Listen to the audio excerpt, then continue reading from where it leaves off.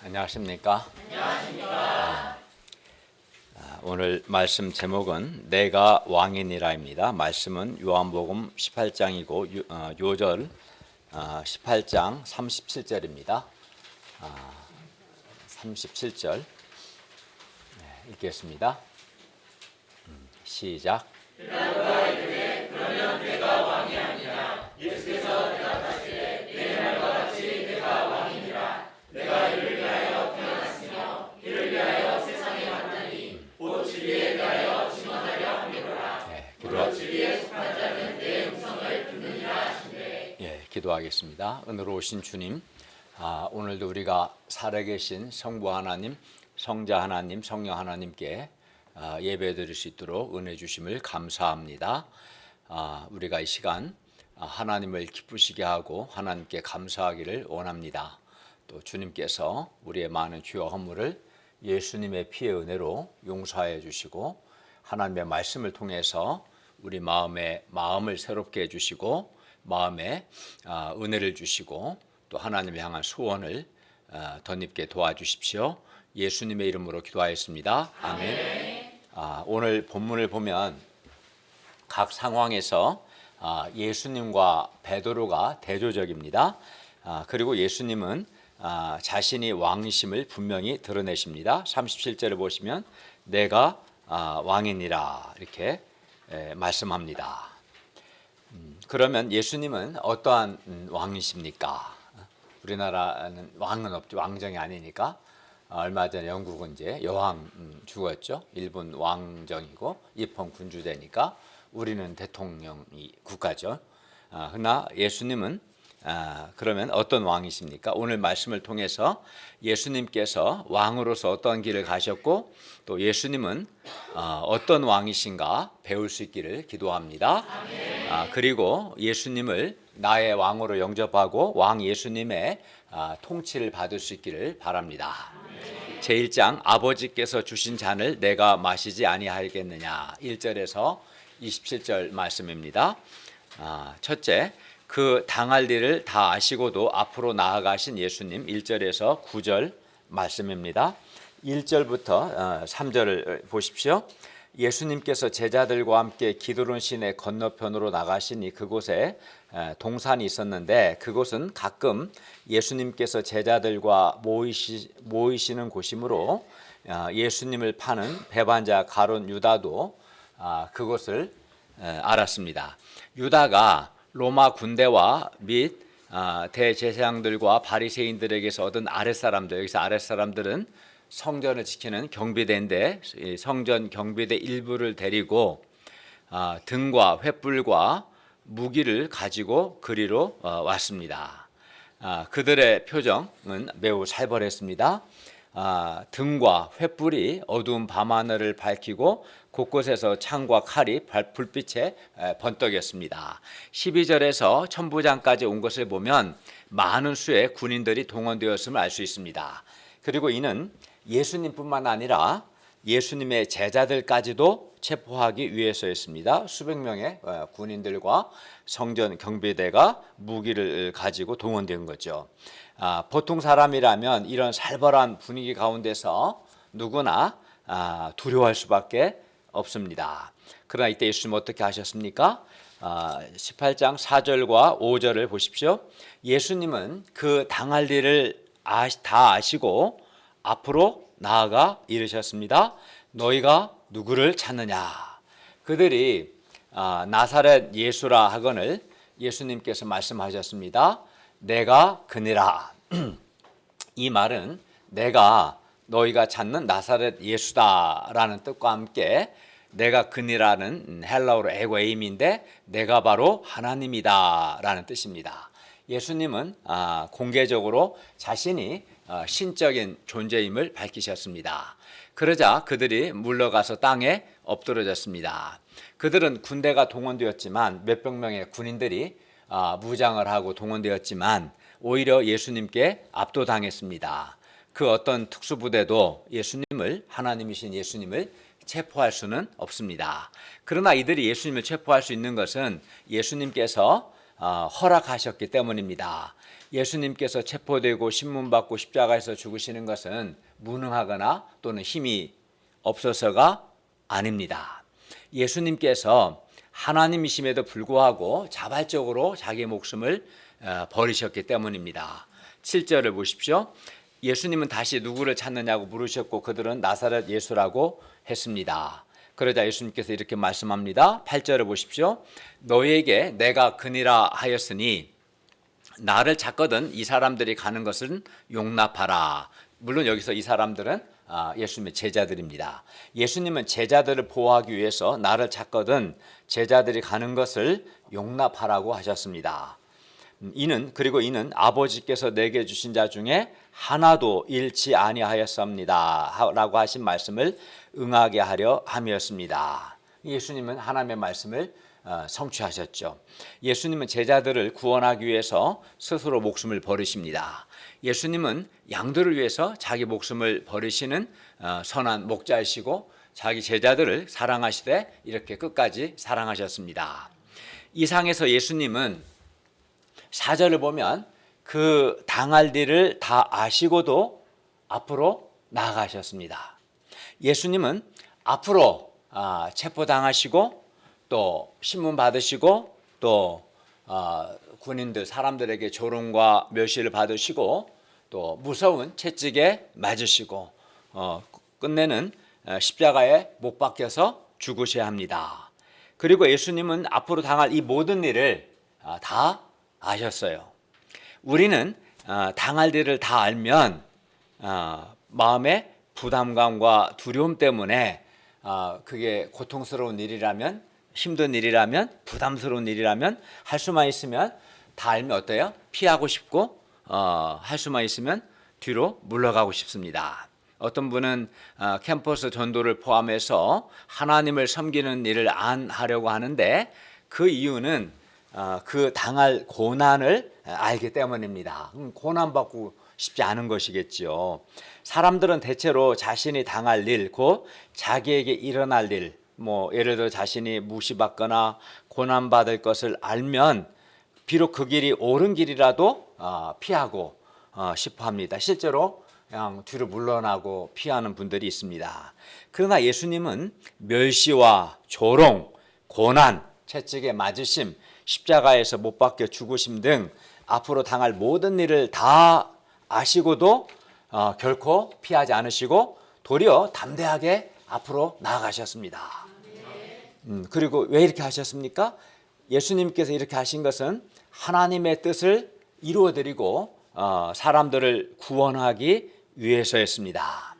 사도 바울도 이 예수님을 본받아서 예루살렘에서 결박과 환란이 그를 기다린다는 것을 알고도 앞으로 나아갔습니다. 그리고 그는 이렇게 말했어요. 내가 달려갈 길과 주 예수께 받은 사명 곧 하나님의 은혜의 복음을 증언하는 일을 마치려 하면은 나의 생명조차 조금도 귀한 것으로 여기지 아니하노라 이렇게 말했습니다. 우리가 앞으로 당할 고난을 부담스러워하고 무서워 뒤로 물러가거나 피하는 그런 비겁한 자들이 되지 않고 옳은 길이라면 곧 그것이 하나님께서 기뻐하시는 일이고 그것이 사람들을 돕고 사람들을 살리는 길이라면 앞으로 나아가는 자들이 되기를 바랍니다. 특히 예수님께 받은 사명 곧 복음을 증거하는 일을 위해서라면 어떤 고난이 우리를 기다릴지라도 예수님을 배워서 앞으로 나아갈 수 있기를 기도합니다. 그리고 그렇게 해야 우리가 하나님을 기쁘시게 할 수 있고 또 사람들을 돕고 사람들을 살리는 그래서 사람들이 구원받는 생명의 역사가 일어납니다. 물론 또 그 과정에서 우리 자신도 변화되고 하나님께 쓰임받고 열매 맺는 인생이 될 것입니다. 앞으로 나아갈 때. 그러나 당할 고난이 부담스럽다고 피곤하다고 자기 부인과 사명의 십자가가 부담스럽다고 피하고 우리가 뒤로 물러가면 아무 일도 일어나지 않을 겁니다. 하나님을 기쁘시게 할 수 없고 사람들을 돕고 사람들을 살리는 그런 일들이 일어나지 않을 거고, 우리 자신도 변화도 없고 아무런 성장도 없고 믿음의 체험도 없고 열매도 없고 또 영광스럽게 되지도 않을 겁니다. 그렇기 때문에 우리는 결정을 해야 합니다. 앞으로 당할 일이 부담스럽다고, 고난이 부담스럽다고 회피하고 물러서면 우리 자신은 아무런 변화도 성장도 열매도 또 하나님께 쓰임받는 일도 없고 우리를 통해서 생명 역사 일어나지 않을 겁니다. 반면 예수님을 본받고 사도 바울을 본받아서 앞으로 당할 고난을 알지만 하나님을 기쁘시게 하고 사람들을 돕고 사람들의 생명을 살리기 위해서 우리가 앞으로 나아갈 때 우리 자신은 하나님께 귀하게 쓰임받고 많은 사람을 돕고 섬기는 생명 열매를 맺고, 무엇보다 우리 자신이 믿음을 체험하고 변화되고 성장하고 열매 맺게 될 것입니다. 둘째, 아버지께서 주신 잔을 내가 마시지 아니하겠느냐. 10절 11절 말씀입니다. 10절을 보십시오. 시몬 베드로가 칼을 가졌는데 그가 칼을 빼어 대제사장의 종을 쳐서 오른편 귀를 베어버렸는데 그 종의 이름은 말고였습니다. 베드로는 두려워서 가만히 있을 수 없었습니다. 그래서 그는 칼로 저항했습니다. 이런 베드로에게 예수님께서 말씀합니다. 11절을 보십시오. 한번 읽어볼까요? 시작. 예수께서 베드로가 이르시되 칼을 단숨에 꽂으라. 아버지께서 주신 잔을 내가 마시지 아니하겠느냐 하시니라. 예, 베드로는 그 상황에서 사람들이 두려웠고 할 수만 있으면 그 상황을 벗어나고 싶었습니다. 그래서 칼을 휘둘렀습니다. 그러나 예수님은 바로 동일한 상황에서 하나님의 뜻을 생각하셨습니다. 그리고 하나님의 뜻은 예수님께서 저항하시는 것이 아니라 예수님께서 하나님 아버지께서 주신 잔을 마시는 것, 이것이 하나님의 뜻이었습니다. 그리고 여기서 잔은 죄에 대한 하나님의 진노, 하나님의 형벌의 잔을 가리키고, 구체적으로는 예수님께서 우리 죄를 위해서 하나님의 저주를 받아 십자가에서 죽으시는 것, 이것이 하나님 아버지께서 예수님께 주신 잔이었습니다. 하나님은 사람들의 죄에 대해서, 하나님은 거룩하시기 때문에 사람들의 죄에 대해서 진노하셨습니다. 사람들은 잘 모릅니다. 하나님이 얼마나 거룩하시고 그렇기 때문에 사람들의 죄에 대해서 하나님의 진노가 얼마나 무서운가. 얼마나 무서우면 불못에 집어 던지시겠습니까? 그만큼 하나님은 거룩하시고 그만큼 하나님은 사람들의 죄에 대해서 진노하십니다.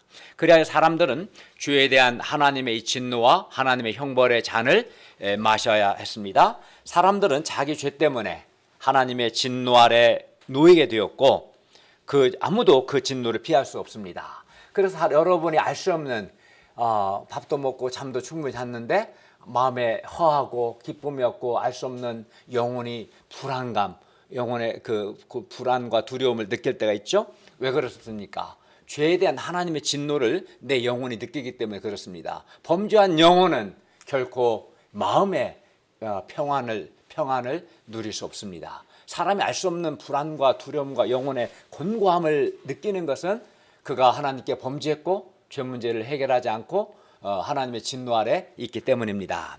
그런데 하나님은 이러한 우리를 사랑하사 우리에게 내려야 할 그 진노를 하나님의 아들 예수님께 내리셨습니다. 예수님께서 우리 대신에 우리를 사랑하사 우리 대신 우리 죄에 대한 하나님의 진노의 잔을 마심으로 우리에게는 이제 진노가 거두어지고 대신 죄 용서와 하나님의 은혜와 하나님의 복과 하나님의 사랑이 임하게 되었습니다. 그래서 예수님 안에 있는 사람에게는 더 이상 하나님의 진노가 없습니다.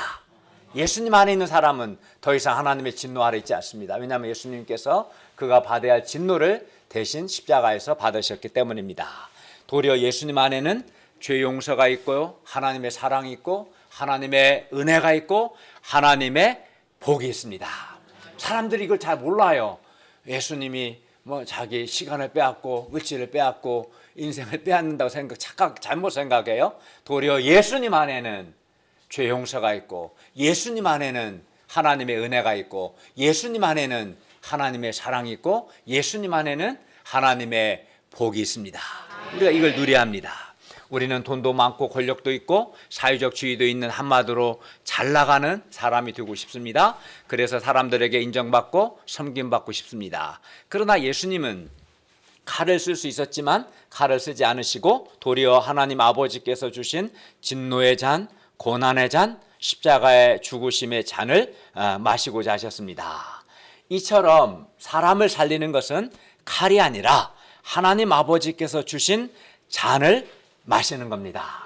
하나님 아버지께서 주신 잔을 마셔야 하나님을 기쁘시게 할 수 있고 또 사람을 살릴 수 있습니다. 사람을 살리는 것은 갑질이나 혈기나 무력이 아니라 희생입니다. 그렇기 때문에 사람들을 돕고 살리기 위해서는 우리에게 하나님께서 주신 잔을 마시는 고난과 희생이 요구됩니다. 하나님 아버지께서 주신 잔을 마시지 않고는 결코 사람을 돕고 사람의 생명을 살리는 일을 할 수 없습니다. 하나님 아버지께서 주신 잔을 마시지 않고, 즉 고난과 희생 없이 신앙생활하는 사람이 있습니다. 그러나 그렇게 해서는 결코 생명을 살릴 수도 없고 하나님의 뜻을 섬길 수 없습니다. 선택을 해야 하는 겁니다. 칼을 쓸지 하나님 주신 잔을 마실지. 사람들은 다른 사람들로부터 무시당하고 싶어 하지 않습니다. 조금만 오해받아도 막 길을 날뛰고 조금만 억울한 일 당해도 막 못 견뎌하는 사람들이 많습니다. 그만큼 사람들은 무시당하는 게 싫고 오해받는 것도 기분 나쁘고 억울한 일은 더더욱 당하고 싶어 하지 않습니다. 한마디로 고난받고 싶어 하지 않습니다. 그러나 무시당하고 오해받고 억울한 일을 당하는 그것이 하나님께서 우리에게 주신 잔이라면, 곧 그것이 하나님의 뜻이라면 우리는 무시도 당할 수 있고 오해도 받을 수 있고 억울한 일도 감당해야 합니다. 왜냐하면 우리가 하나님이 주신 잔을 마셔야만 하나님의 뜻을 우리가 이루어 드릴 수 있고 하나님의 구원 역사를 섬길 수 있기 때문입니다. 그러면 하나님 아버지께서 여기 있는 우리에게 주신 잔은 뭡니까? 무엇보다 복음을 위해서, 복음과 함께 고난받는, 예수 그리스도의 복음과 함께 고난받는 것, 자기를 부인하고 사명의 십자가를 지는 것이 하나님께서 우리에게 주신 잔입니다. 칼을 쓰는 것이 당장에는 뭔가 있어 보이고 대단해 보이지만 그것은 옳지도 않고 유익하지도 않습니다. 왜냐하면 칼을 사용하면 하나님의 뜻을 이루어 드릴 수 없고 무엇보다 칼을 쓰는 곳에는 생명도 구원도 없기 때문입니다. 반면 하나님께서 주신 잔을 마시고자 할 때 비록 무시당하고 또 멸시받는 아픔, 자기 부인하고 사명의 십자가 지는 고난이 있지만 거기에 생명이 살아나고 또 구원 역사가 일어납니다. 우리가 예수님을 본받아 하나님 아버지께서 우리 각 사람에게 주신 잔을 마시는, 특히 예수 그리스도의 복음을 위해서 복음과 함께 고난받는 사람들이 될 수 있기를 바랍니다. 셋째, 자기 정체성이 분명하신 예수님, 자기 정체성을 부인하는 베드로. 12절에서 27절 말씀입니다. 12절을 보십시오. 이에 군대와 천부장과 유대인의 아랫사람들이 예수님을 잡아 결박했습니다. 그리고 예수님께서 결박당하심으로써 제자들은 결박되지 않고 자유롭게 되었습니다. 13절을 보십시오. 그들은 예수님을 먼저 안나스에게로 끌고 갔는데 안나스는 그 해의 대제사장인 가야바의 장인이었습니다. 가야바는 전에 유대인들에게 한 사람이 백성을 위하여 죽는 것이 유익하다고 권고하던 자였습니다. 예수님은 그의 말대로, 그는 생각 없이 한 말이겠지만 그의 말대로 백성을 위해 죽으십니다. 백성에게 생명을 주시기 위해서 백성 대신 죽으십니다. 15절과 16절을 보십시오. 시몬 베드로와 또 다른 제자 한 사람, 여기서 또 다른 제자 한 사람은 사도 요한인데요. 요한이 예수님을 따릅니다. 그런데 요한은 세베대 아들인데 부잣집이었어요. 그래서 요한은 대제사장과 아는 사람이었고 예수님과 함께 그리하여 대제사장 집들에 들어갈 수 있었습니다. 그러나 베드로는 대제사장은 잘 모르기 때문에 그 집에 들어가지 못하고 문 밖에 서 있었습니다.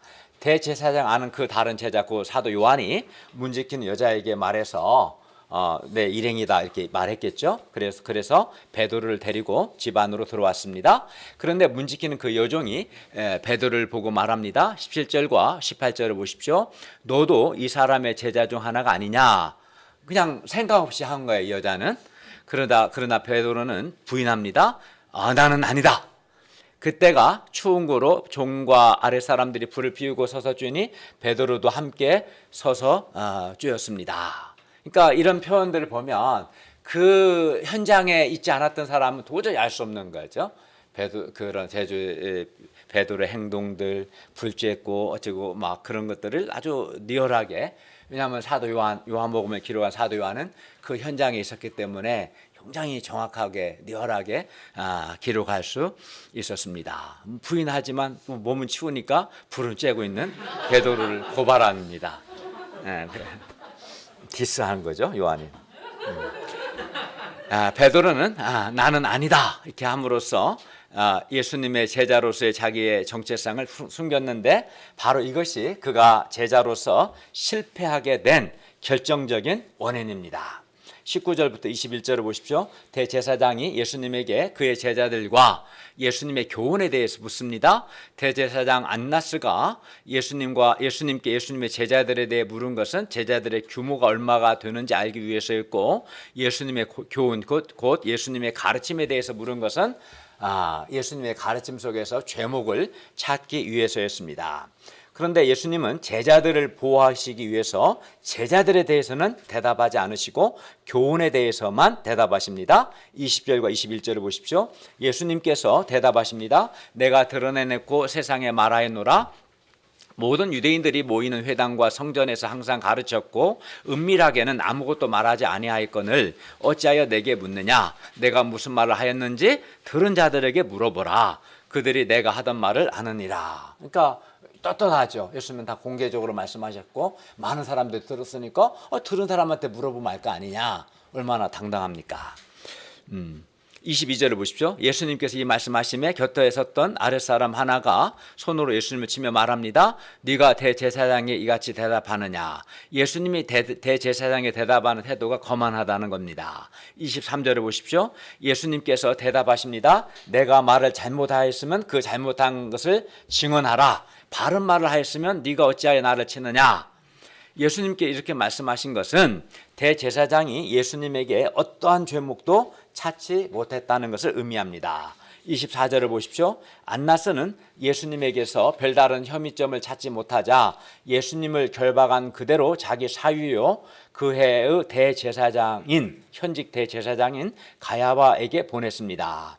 예수님을 결박한 그대로 보냈습니다. 25, 26절을 보십시오. 한편 시몬 베드로는 서서 불을 쬐고 있었는데 사람들이 불빛에 드러난 그의 얼굴을 보고서는 너도 그 제자 중 하나가 아니냐 하니 베드로가 또 부인하여 나는 아니다 했습니다.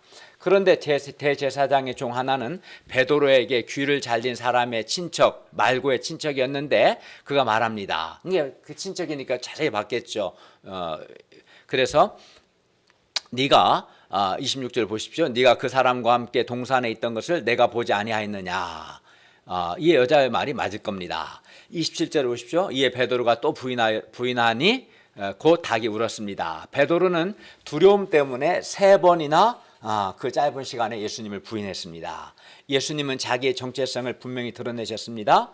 그 살벌한 분위기 가운데서도 분명히 내가 그다, 내가 그니라 이렇게 말씀하심으로써 또 제자들을 보호하셨습니다.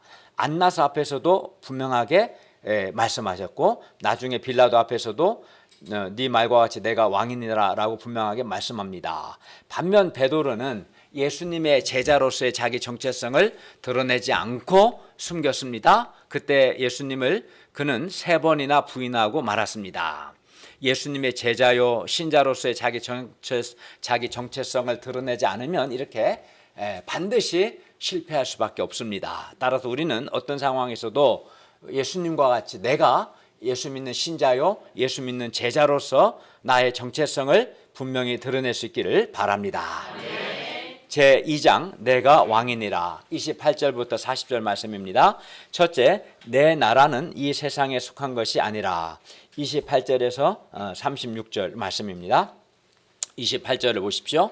그들이 예수님을 가야바에게서 관정 곧 로마 총독 관저로 끌고 갔는데 때는 새벽이었습니다. 그러니까 금요일 새벽이죠. 그죠? 이 시간은 목요일 저녁에 예수님 제자들과 식사하시고 13장부터 16장까지 말씀을 가르치시고 17장 기도하시고 나서 이제 그 밤 늦은 시간에 18장 오늘 본문 그 기도로 시냇가를 건너가셨고 이제 새벽에 체포당하시고 맨 먼저 전직 대제사장인 안나스에게 가 신문받고 그 다음에 안나스가 현직 대제사장이요 자기 사위인 가야바에 보내고 가야바는 다시 로마 총독 관저로 예수님을 보낸 거죠. 그리고 이때가 28절을 보면 새벽이었습니다. 금요일 새벽이죠. 금요일 새벽. 그들은 더럽힘을 받지 않고 유월절 잔치를 먹고자 하여 관정에 들어가진 않았습니다. 왜냐하면은 목요일부터 유월절이고 금요일부터 무교절 7일 동안 무교절 그 행사가 명절이 진행되기 때문에 이제 유월절 잔치를 먹고자 관정에 들어가지 않았습니다. 그들은 유대인인 자기들이 이방인인 로마 총독 관정에 들어가면 부정하다고 생각했습니다. 그들의 내면은 예수님께 대한 미움과 살인 감정으로 이미 악하고 그들의 내면은 마음 악하고 이미 더러워졌습니다.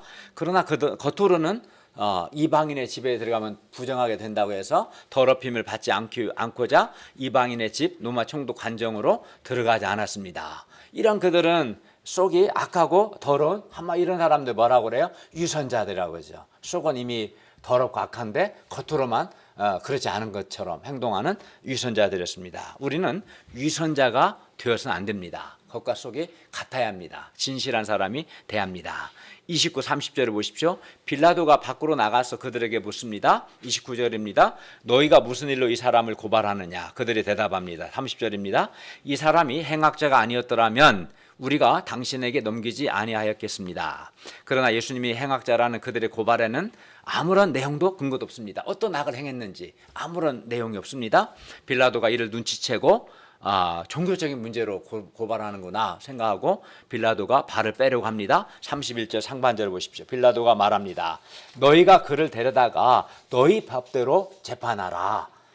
빌라도가 보기에는 예수님 어떤 악도 행하지 않았고 다만 종교적인 문제로 하는 거기 때문에 너희 법대로 재판하라고 했습니다. 그러자 그들은 거세게 반발합니다. 31절 하반절을 보십시오. 우리에게는 사람을 죽이는 권한이 없습니다. 그들은 재판도 하기 전에 이미 예수님을 죽이고자 했기 때문에 사형을 집행할 권한을 갖고 있는 로마 총독 빌라도가 재판을 해야 한다는 것이었습니다. 왜냐하면 당시 유대인들은 로마 식민지하에 있기 때문에 사형 집행권이 없었습니다. 그런데 이러한 그들의 요청은 예수님께서 어떠한 죽음으로 죽을 것을 가리켜 하신 말씀을 응하게 하는 것이었습니다. 32절을 같이 읽겠습니다. 시작. 이는 예수께서 자기가 어떠한 죽음으로 죽을 것을 가리켜 하신 말씀을 응하게 하려 함이라. 여기서 어떠한 죽음으로 죽을 것, 즉 어떠한 죽음이라는 것은 예수님이 돌에 맞아 죽는 것이 아니라 나무로 만든 십자가에 달려 죽는 것을 가리킵니다.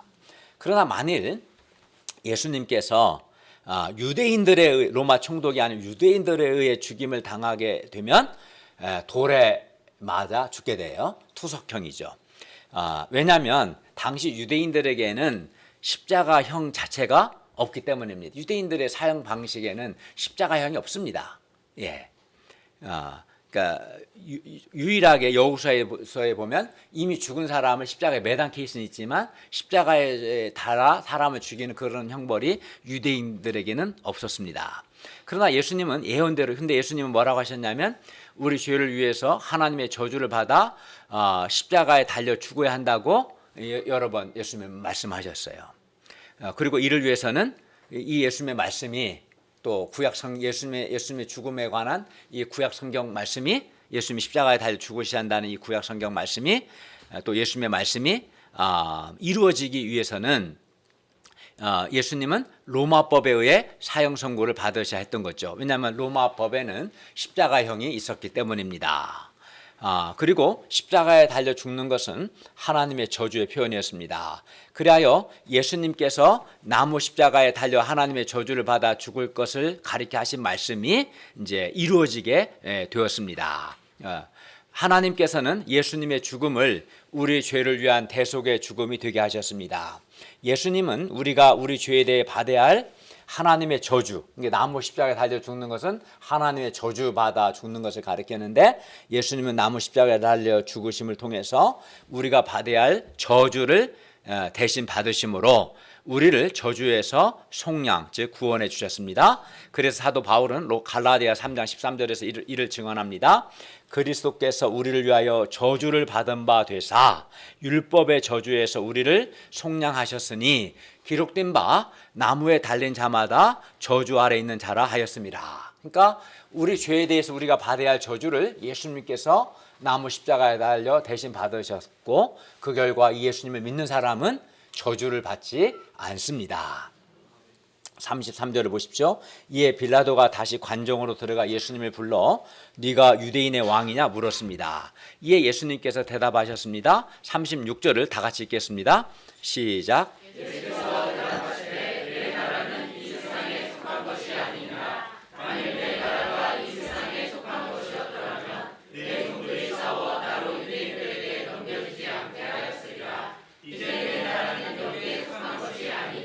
예, 우리는 여기서 이 세상에 속한 것, 즉 이 세상 나라와 이 세상에 속하지 않은 예수님의 나라가 있음 알 수 있습니다. 두 나라가 있는 거죠.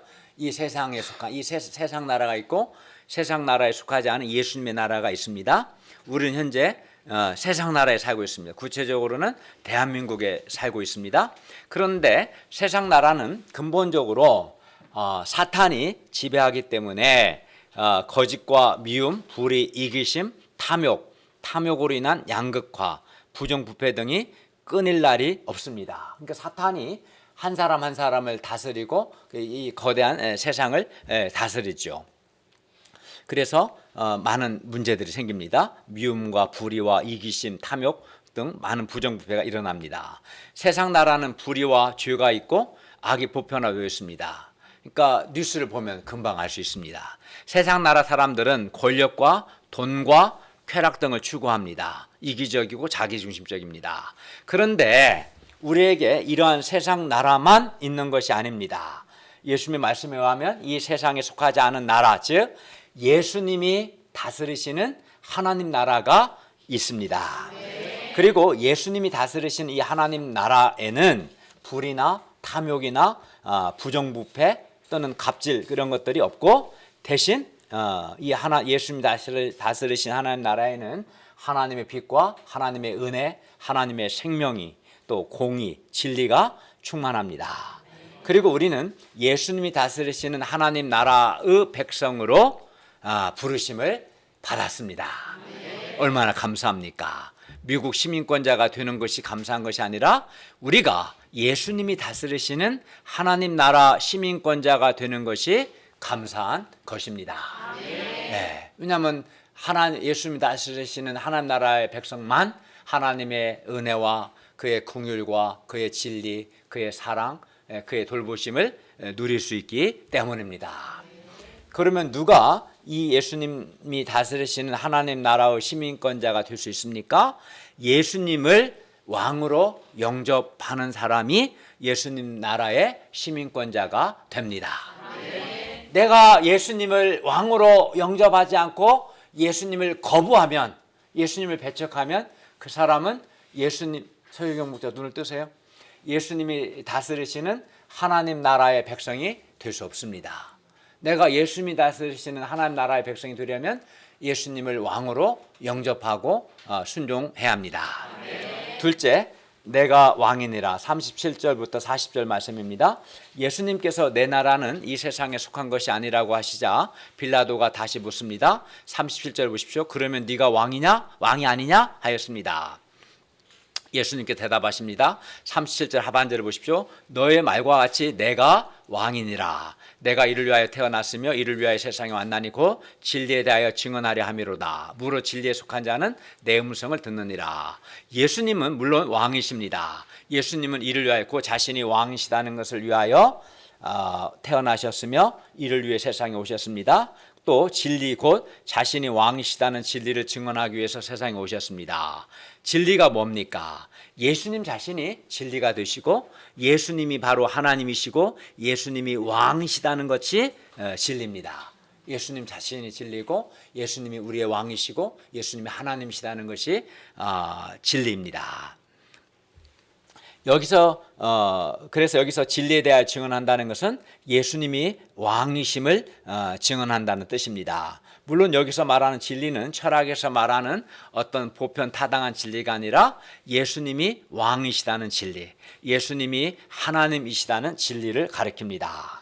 예수님은 우리를 다스리시는 우리의 왕이십니다. 이게 중요합니다. 지금까지 인류는 원치 않게 사탄의 지배를 받아왔습니다. 사탄이 사람들에게 왕노릇 했습니다. 그리고 인류는 사탄의 통치 아래에서 죄의 종노릇 하다가 결국 심판 받아 죽어야 했습니다. 사탄의 권세는 죄와 죽음의 권세입니다. 그러니까 사탄은 사람들로 하여금 범죄하게 하고 그 결과 죽음에 이르게 하는 것이죠. 그런데 이 사탄의 권세를 우리 힘으로 깰 수가 없지 않습니까? 근데 이 사탄의 권세를 파하고 새 역사를 창조하는 새 왕이 오셨습니다. 그리고 새 왕은 죄 용서와 생명을 주고 행복을 줍니다. 그래서 왕이 달라지면 백성도 달라지게 됩니다. 물론 이 왕은 예수님이시죠. 새 왕은 예수님이십니다. 세상 나라에서는 왕을 위해서 백성이 존재합니다. 하지만 예수님이 다스리시는 나라에서는 왕이 백성을 위해 존재합니다. 아까 우리가 살펴본 것처럼 왕이 결박을 당하고 백성이 풀려납니다. 왕이 백성들을 죄와 죽음에서 구원하기 위해서 죽고 왕이 백성들을 대신하여 저주를 받고 그 결과 백성들은 저주에서 벗어나고 생명을 얻고 하나님의 복을 받습니다. 이런 점에서 예수님은 세상 왕과 다르고 예수님이 다스리시는 하나님 나라는 세상 나라와 다릅니다. 여러분이 다니는 회사도 마찬가지입니다.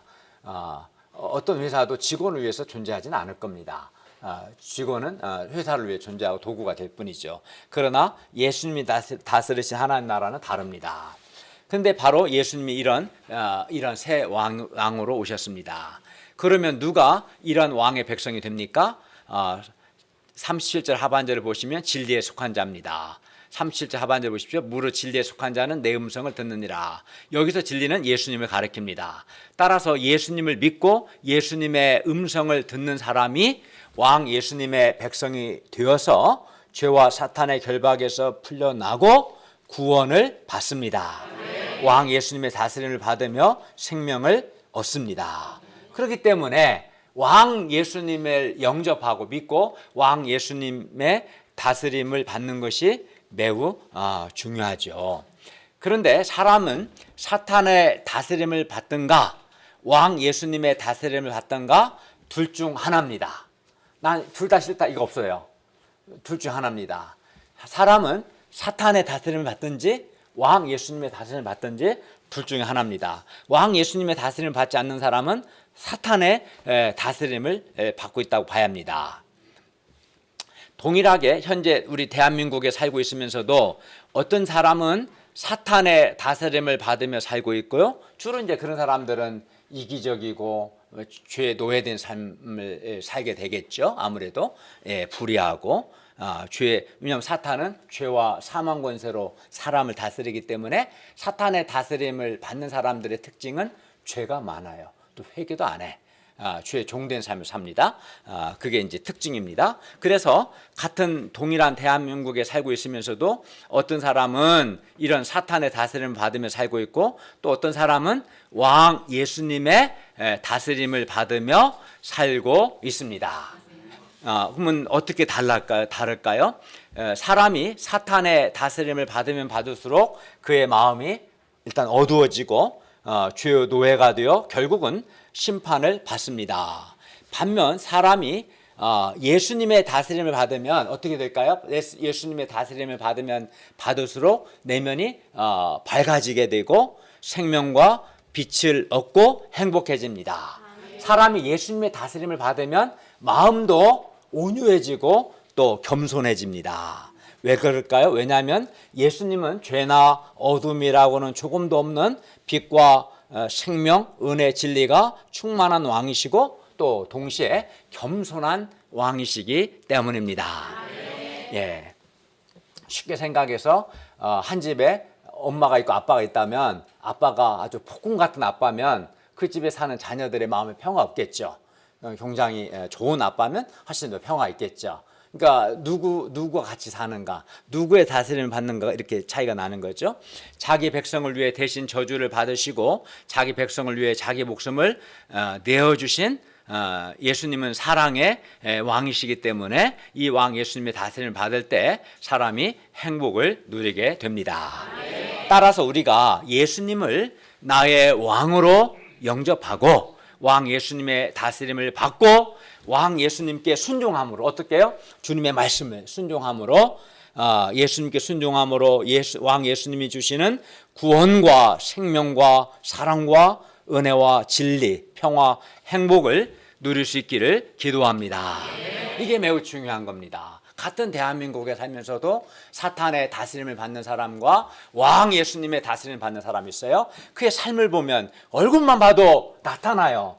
예수님을 왕으로 믿고 왕 예수님의 다스림을 받고 왕 예수님께 순종하면 그의 마음이 밝아지고 내면에 힘이 생기고 예수님이 주시는 은혜가 있고 기쁨이 있고 생명이 있고 행복이 있어요. 그러니까 마음이 밝고 행복하니까 얼굴도 밝겠죠. 삶도 밝지 않겠습니까?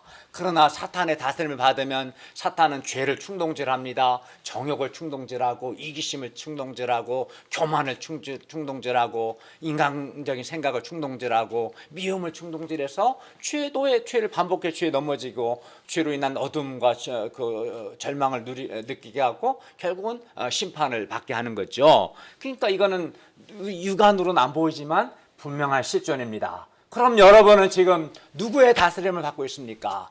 여러분은 왕 예수님의 다스림을 받고 있습니까? 아니면 사탄의 다스림을 받고 있습니까? 둘 중에 하나입니다. 이것도 저것도 아닐 수는 없는 겁니다. 이 물음 앞에 여러분은 정직하게 자신을 돌아보고 왕 예수님의 다스림을 받지 않고 있다면 회개하고 왕 예수님의 다스림을 받아야 합니다. 예. 사람이 어둡고 힘이 없고 또 마음에 막 어둡고 은혜가 없고 마음에 은혜가 없어요. 그러니까 막 기분 막 짜증나고 또 거칠고 막 싸납고 생명력이 없는 것은 왜 그럴까요? 그가 왕 예수님의 다스림을 받지 않기 때문입니다. 회개하고 왕 예수님의 다스림을 받으면 마음에 주님의 은혜가 있고 온유해지고 겸손해지고 밝아지는 겁니다. 그러므로 우리가 왕 예수님의 통치를 받고 왕 예수님께 순종하는 것이 아주 중요합니다. 그래야만 우리의 마음이 밝아지고요. 그래야만 내 마음에 주님의 은혜가 강같이 흐르고요. 그래야 내 마음에 내적인 힘이 생기고 마음의 평화와 생명력과 기쁨을 누리고 행복을 얻게 될 것입니다. 네, 결론입니다. 우리가 그 당할 일을 다 하시고도 앞으로 나아가시고 또 하나님 아버지께서 주신 잔을 마신 예수님을 배울 수 있기를 기도합니다. 그리고 신자요 제자로서의 우리의 정체성을 지킬 수 있기를 기도합니다. 왕 예수님은 사탄의 지배 아래 있는 자기 백성을 구원하기 위해서 스스로 체포당하시고 결박당하셨습니다. 왕 예수님은 자기 백성을 위해 대신 저주받으시고 십자가에서 죽으셨습니다. 그러므로 우리가 예수님을 나의 왕으로 영접하고 왕 예수님의 다스림을 받고 왕 예수님께 순종할 수 있기를 바랍니다. 그리하여 왕 예수님이 주시는 구원, 왕 예수님이 주시는 생명, 왕 예수님이 주시는 은혜 등을 풍성하게 누릴 수 있기를 기도합니다. 여러분이 정말 내면이 밝고 주의 은혜와 주의 기쁨과 생명이 풍성하기를 원하십니까? 그렇다면 왕 예수님을 왕으로 영접하고 왕 예수님의 다스림을 받고 왕 예수님께 순종을 해야 합니다. 그리고 더 나아가 우리가 예수님만이 우리의 왕이심을 증거할 수 있기를 기도합니다. 기도하겠습니다. 은혜로우신 주님, 그 당할 일을 아시고도 앞으로 나아가신 예수님을 저희가 본받게 해주시고 무엇보다 또 주님께 하나님 아버지께서 주신 잔을 마시게 해주십시오. 그리고 예수님께서 왕이심을 영접하고 적극적으로 말씀 순종을 통해서 왕 예수님의 다스림을 받음으로 왕 예수님이 주시는 빛과 또 생명력, 내적인 힘, 은혜, 기쁨, 행복 등을 풍성하게 누릴 뿐만 아니라 이 예수님의 왕되심을 증거하는 삶을 살게 하여 주시옵소서. 예수님의 이름으로 기도하였습니다. 아멘.